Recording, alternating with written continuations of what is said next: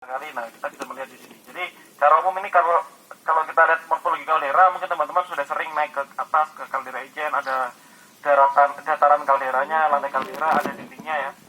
Jadi syaratnya secara morfologi itu memang ada lantai kaldera, ada dindingnya, biasanya ada gunung-gunung api muda. Kalau di sini tentunya anak-anak gunung berapi gitu ya, yang tumbuh. Nah ini akibat tadi ya, syarat utamanya dia harus kolaps, harus ambles. Makanya kalau ada orang yang masih bingung, kira-kira bedanya kawah sama kaldera itu apa kira-kira? Kalau dari sini teman-teman ada yang bisa kasih ini kan? Pendapat? Itu benar ya. Jadi dari pengamatan kita bisa melihat kalau kita memiliki kolaps structure gini, ada dia kolaps, biasanya dindingnya itu lebih curam daripada kawah. Oke. Kemudian diameternya biasanya lebih lebar. Biasanya ada yang bilang 1 kilometer, ada yang 1,5 kilometer gitu ya. Kalau lebih dari itu namanya kaldera, kalau kurang dari itu kawah. Tapi secara genesa, secara proses geologi, yang paling membedakan adalah proses pembentukannya. Kalau kita punya gunung berapi meletus tadi, kawah Ijen pernah meletus, gunung Raung pernah meletus, gitu ya. Nah, tapi nggak semua letusan bisa menghasilkan kaldera, gitu ya. Karena apa? Biasanya kalau dia meletus, explosion, gitu ya, dia meledak, itu yang dihasilkan adalah kawah, dia hanya lubang, gitu ya. Lerengnya biasanya agak landai ke dalam, karena material letusan balik lagi ke dalam, gitu. Karena dia explosion aja, meledak aja, itu kawah, gitu ya. Makanya kalau di kawah Ijen itu bukan kaldera, itu kawah. Tapi kalau kaldera, syarat utamanya adalah kolaps.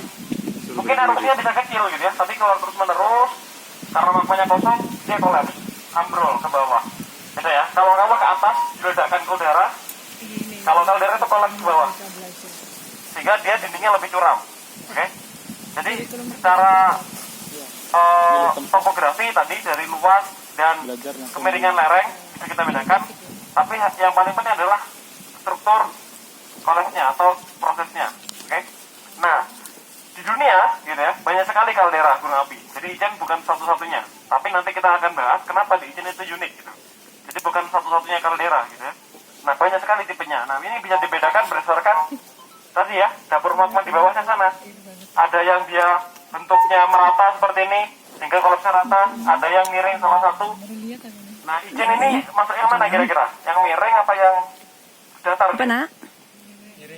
Yang miring ya, yang trapdoor atau asimetrik di sini. Karena magmanya waktu itu ada di bagian sini, yang sekarang ada di bawah air mata panas Belawan. Makanya di sana masih panas.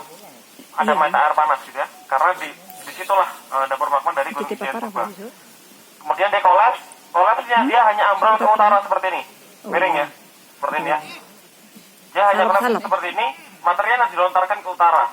Oke. Kemudian di bagian yang nggak kolaps di selatan tumbuhlah gunung-gunung api yang muda, gitu ya kira-kira.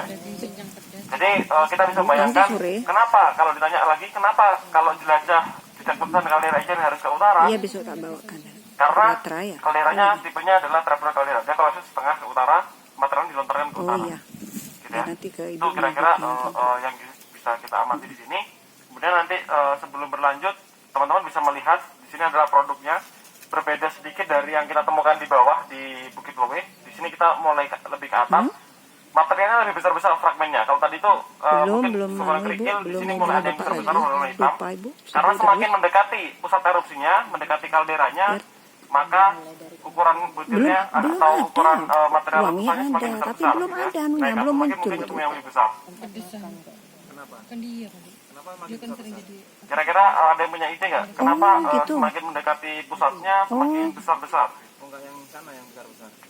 Oh, coba saya mau nanya, punya Rafa, punya adik juga sama, tidak bisa diakses. Ya, karena energinya butuh yang besar ya untuk mengangkat. Jadi dia hanya terendapkan di yang dekat dengan pusat erupsinya.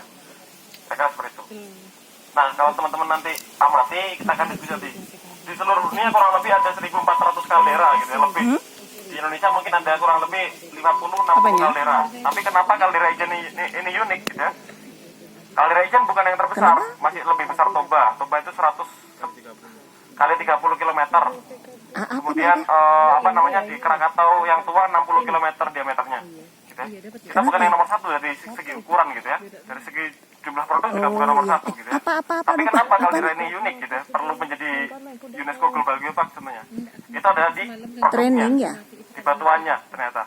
Nah, Apa teman-teman lagi? bisa amati, nemu apa aja, kita diskusi nanti di Dicatat kayaknya sama Solor ibu. untuk ya itu ya menggali kenapa sih kaldera Ijen ini unik gitu ya.